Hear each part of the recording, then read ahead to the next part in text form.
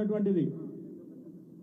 హైదరాబాద్లో 22 ఎకరాలు మలక్పేటలో గౌరవ సుధీర్ రెడ్డి గారి ఆధ్వర్యాన అక్కడ ఉన్నటువంటి సందర్భం, అక్కడ నుంచి షిఫ్ట్ చేయాలని చెప్పి గౌరవ కేసీఆర్ గారు వారు దూరదృష్టి పెట్టి మంత్రులందరినీ ఏకతాటిగా ముందుకు పోయి ఈ కోయేడ మార్కెట్ అత్యంత పెద్దగా రాష్ట్రంలో కాదు సౌత్ ఇండియాలోనే పెద్ద ఎత్తున ఈ మార్కెట్ కమిటీ రావాలనే ఆలోచనతోటి గవర్నమెంట్ ఇక్కడ సెలెక్ట్ చేయడం కూడా జరిగింది.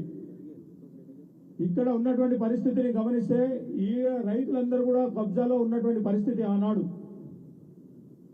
మార్కెట్ కమిటీ గౌరవ హరీష్ రావు గారిని, గౌరవ ముఖ్యమంత్రి గారిని, అక్కడ ఉన్నటువంటి అధికారులందరినీ కూడా మాట్లాడి మార్కెట్ కమిటీలో ఉన్నటువంటి డబ్బులు 10 కోట్ల రూపాయలు 145 మందికి 7,50,000 రూపాయలు ఒక్కొక్కరికి ఇవ్వడం, వాళ్ళందరూ కూడా ఈ యొక్క ప్లేస్ను మార్కెట్ కమిటీకి ఇవ్వడం కూడా జరిగిందని చెప్పి తెలియజేస్తా ఉన్నాం.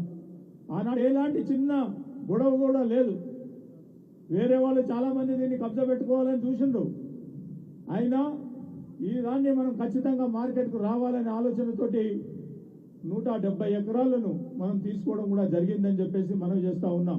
ఇంకొక 150 ఎకరాలు ఉంది ఇక్కడ.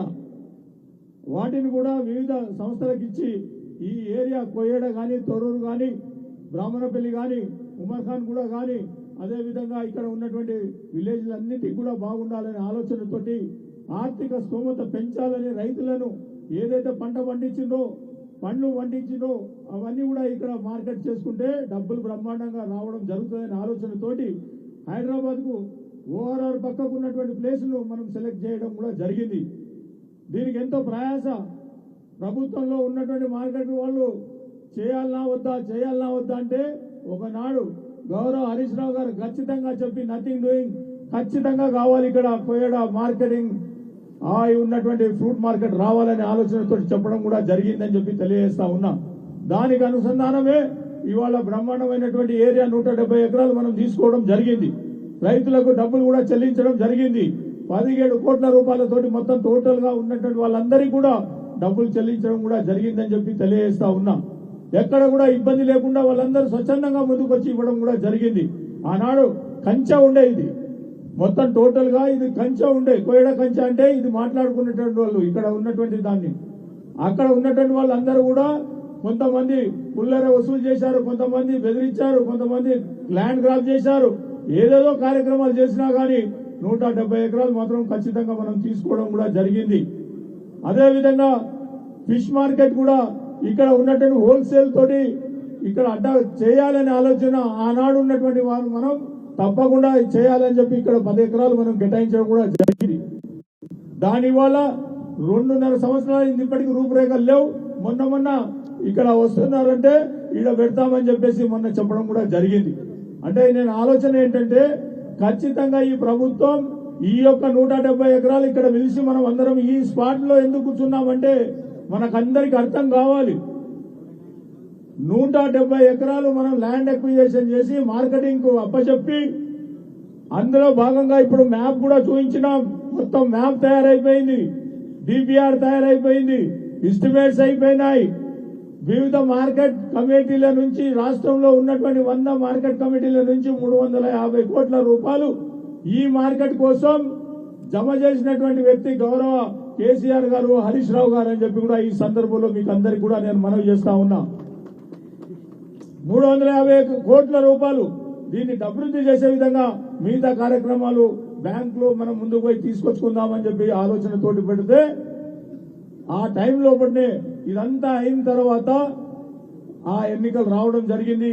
దురదృష్టం మనం వెనుకబడిపోయినటువంటి సందర్భం. అక్కడ నుంచి ఇవాళ 2.5 సంవత్సరాలు అయితా ఉంది. దీనికి కార్యరూపం లేదు, ఏ ఆలోచనలు లేవు, ఎక్కడ కూడా వేసిన గొంగడి అక్కడే ఉన్నది. దీన్ని ఎందుకు పట్టించుకుంటలేరనేది నేను లెక్కలు తీస్తే ఇక్కడ ఉన్నటువంటి భూమిని మార్కెట్ కమిటీకి ఇచ్చినటువంటి ఫ్రూట్ మార్కెట్కి ఇచ్చినటువంటి భూమిని దీన్ని టీఎస్ఐసికి ఇవ్వడం జరిగింది, ఇండస్ట్రియల్ డెవలప్మెంట్ కు ఇవ్వడం జరిగింది. దీనికి ఎందుకు ఇస్తా ఉన్నారని నేను అడిగితే ఫ్రూట్ మార్కెట్ ప్రాసెసింగ్ యూనిట్ పెడతామని చెప్పేసి చెప్పడం జరుగుతూ ఉంది. అయ్యా ఇక్కడ మార్కెటే లేదు, ఫ్రూట్ మార్కెట్ ప్రాసెసింగ్ యూనిట్ ఎందుకు పెడతా ఉన్నారు అనేది అడిగినాను నేను. అంటే ఇది అక్కడ ల్యాండ్ ఇస్తాం సార్ అని చెప్పేసి ఓఆర్ఆర్ అవతల అక్కడ ఉన్నటువంటి గుట్టలు ఏవైతే ఉన్నాయో మీకు తెలుసు కదా, ఆంజనేయ స్వామి గుట్టలు ఉన్నాయి, పోయడం వాళ్ళకి అందరికీ కూడా బాగా తెలుసు, పక్క ఊళ్ళో వాళ్ళందరికీ తెలుసు. ఆ 100 ఫీట్ల ఎత్తులో ఉన్నటువంటి భూమిని ఇవాళ ఫ్రూట్ దీనికి మార్కెటింగ్ ఇస్తారట. ఇక్కడ ప్లేన్ ల్యాండ్ ఏదైతే ఉన్నదో 170 ఎకరాలు ఇది టీఎస్ఐసి వాళ్ళకి ఇచ్చి ప్రాసెస్ యూనిట్ పెడతామని చెప్పి పేపర్ మీద చెప్పడం జరుగుతూ ఉంది. క్యాబినెట్ లో డిసిజన్ తీసుకున్నారు, ఏం తీసుకున్నారో ఎవరికి చెప్తలేరు, కాగితం కూడా బయటికి రాలే. మార్కెటింగ్ వాళ్ళని అడిగితే మాకు ఏమీ తెలియదు సార్, క్యాబినెట్ లో ఏదో జరిగిందంట అనేది వాళ్ళు చెప్తా ఉన్నారు. కలెక్టర్ గారు అడిగితే ఇది ఫ్రూట్ మాస్ ప్రాసెస్ యూనిట్ పెట్టేందుకు ఆలోచన చేస్తా ఉన్నారు సార్ అని చెప్పి కలెక్టర్ గారు మాట్లాడుతూ ఉన్నాడు. నేను అడుగుతా ఉన్నా, ఇక్కడ ఫ్రూట్ మార్కెట్ ఏదైతే నడుస్తున్నటువంటి సందర్భంలో మరి ఇవాళ ఇది 2-3 సంవత్సరాలు నడిచిన తర్వాత అక్కడ ఫ్రూట్ ప్రాసెసింగ్ పెట్టాలని నేను అడుగుతా ఉన్నా. అవునా కదా ఒకసారి చెప్పండి. మనం ఇక్కడ కావాలనే ఆలోచన ఉన్నదా లేదా? మనందరికీ కూడా కావాలి కదా. ఉంటే చేతులు లేబట్టి చెప్పండి, అందరూ దయచేసి చేతులు లేబట్టేసి ఖచ్చితంగా అందరికీ ఇక్కడ ఫ్రూట్ మార్కెట్ కావాలి అన్న వాళ్ళందరం కూడా, రైతులందరం కూడా ఇలా పట్టుబట్టి ఉన్నామని చెప్పి కూడా ఈ సందర్భంలో మనవి చేస్తా ఉన్నాం.